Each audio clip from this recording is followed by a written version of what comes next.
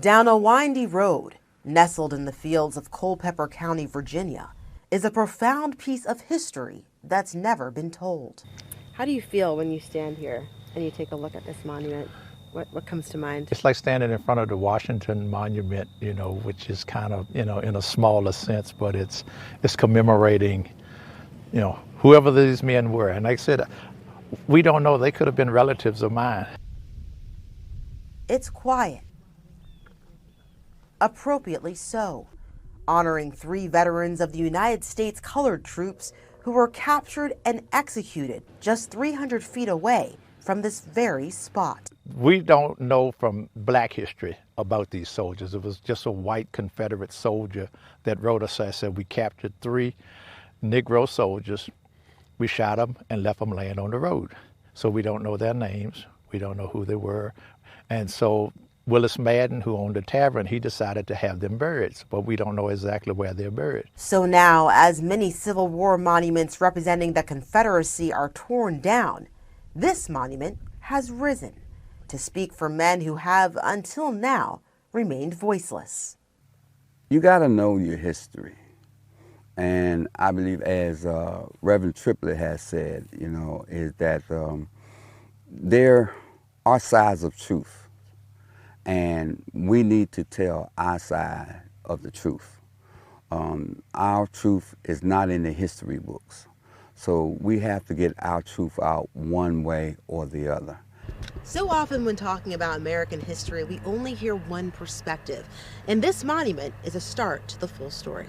To understand the courage that it took for those men to enter a war, they were actually fighting for their lives. They were fighting for their freedom. Our ancestors were fighting for a lifestyle. It's just no comparison. The Maddenville Historic Site sits on the Civil War Trail, a place to honor the forgotten lives lost and reflect on the nation's difficult past. This story is now being told, and experts believe there are many more stories just like this one to tell. We got to find out, the haystack. So this is one haystack. We just know it's This is the one needle in the haystack. Yeah, just one needle. We found one needle. You got one needle. One needle. That's it. We got plenty more to look for, though. Oh, plenty more haystacks out there all across the country. Piecing together the true, complete story of American history. Arielle Hixson, Cheddar News.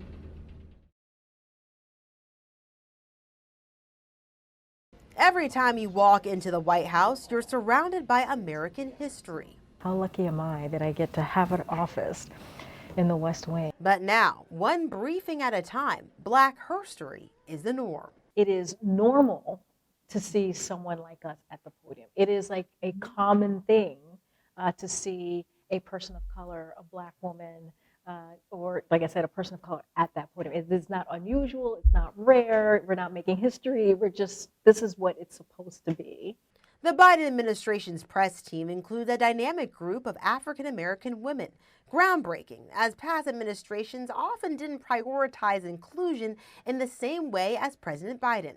He set out to build an administration that looks like America, from the top down, from the most diverse cabinet we've ever had to our teams, right? Press and comms, teams across the White House that look like the communities the president was elected to serve. That's huge. It's not just a talking point when I can walk these halls and see people who look like me in every building, in every room. We all collaborate so much, and I think it's a different level of collaboration with someone who looks like you, who understands it, who understands that this is a priority. From Shirley Chisholm, the first African-American woman elected to Congress, to Vice President Kamala Harris, the long-lasting legacy of Black herstory in Washington continues to build. Now, these 5 women are the face of change, an incredible feat that still comes with challenges they face behind the scenes. How does it feel for you? I guess, how do you navigate the idea of pressure of like, okay, I'm the one, this is it, this is me. Like, how do you kind of, It's so interesting because the job is such a pressure cooker, right? Doing this job alone, outside of what it might mean, the historical nature. I'm gonna be very honest. It is hard. It is very hard to be the only Black person, Latino person, person of color, woman. It is a very difficult thing. It's not something that I want to make sure I acknowledge that, and and it's not easy because many times you're in the room and you have to represent so many people in your community that's not represented. And it is a heavy weight on your shoulders. Now it's all about making sure that diversity is no longer the exception, but instead becomes the norm. Never has there been a presidential administration in history that has put as much emphasis on equity, that has been as supportive of Black women, promoting and uplifting Black women to the highest positions in the land. These women hope to pave the way for the next generation of change makers. We are all our ancestors' wildest dreams, and it's incumbent on us to continue dreaming, to continue thinking big, to continue to, as you were saying earlier, force your seat at the table and make sure that when you're there, you honor your history and the folks that you represent, bring them into the room with you. In Washington, Arielle Hixson, Cheddar News. In the concrete jungle, a park is the closest you'll get to nature. But believe it or not, just a few miles away, these gentle giants are swimming by. Like when you're in the city, you don't really expect anything like a whale to happen, but then when you're here, it happens so close. It's really cool. In the past 10 years, the population of humpback whales have grown exponentially. 272 were spotted in the New York area last year alone, a big jump from 2011 when there were only 5 sightings. So I'm taking that cruise here in Breezy Point, Brooklyn to see if we can spot some of those whales making their way along the East Coast. Pulling out to sea, everyone's eyes were glued to the water. It's always great to see the wildlife come back in New York City. Searching for any sign a whale might be near. I've seen a couple of little splashes here and there. I keep getting excited. Well, no, that's an excellent observation. We also have Atlantic sturgeon in the area. Many feared the guests of honor wouldn't make an appearance, but after a few hours,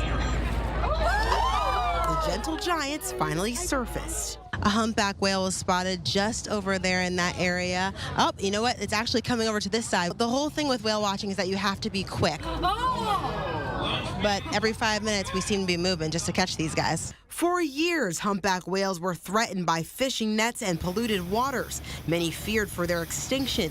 But clearer waters have made the New York area a popular hotspot for the once endangered species. In previous years, they would bypass our area, going to other well-known feeding grounds further north.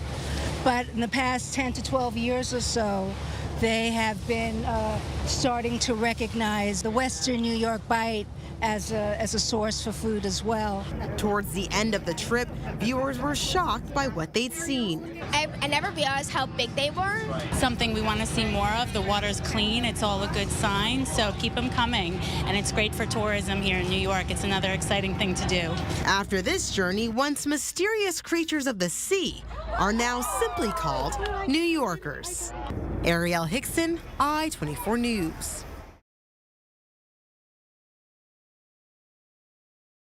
The Free Britney movement has made its way across the country, from downtown LA right to the steps of the Lincoln Memorial. To support our queen, she has been in this conservatorship for the past 13 years. It is ridiculous. The rally here in Washington, D.C. is organized by Free Britney America, a group working to push lawmakers on both sides to re-examine conservatorship law. I know that Congress invited her to come speak, so, we're really looking at this from a bipartisan issue. It's a human rights issue. It's a women's rights issue. It's a reproductive rights issue because she did mention that she has an IUD inside of her that she can't remove. Dozens gathered for this movement, and timing is everything. Just Wednesday, the pop star's attorneys were in court again for a closed-door hearing, this time re-examining Spears' bombshell allegation that she, quote, just wants her life back. Quotes here, hashtag, so I put let Britney decide, so that, people know she has a right to her own lawyer and her choice, and to end the conservatorship abuse. The rally was organized to not only gather support for Britney Spears, but put a spotlight on conservatorship as a whole. At least 1.3 million adults are currently under conservatorship today. A partisan group of lawmakers from Ted Cruz to Elizabeth Warren have already expressed concern for Britney's situation. Only time will tell as the case is re-examined, but one thing is for sure. Britney's fans will stick by her through the end. Britney, we all love you, and we're all here to support you. And we hope that one day you can get your freedom, and this is going to be a great day and another step towards that. Arielle Hixson, Cheddar News.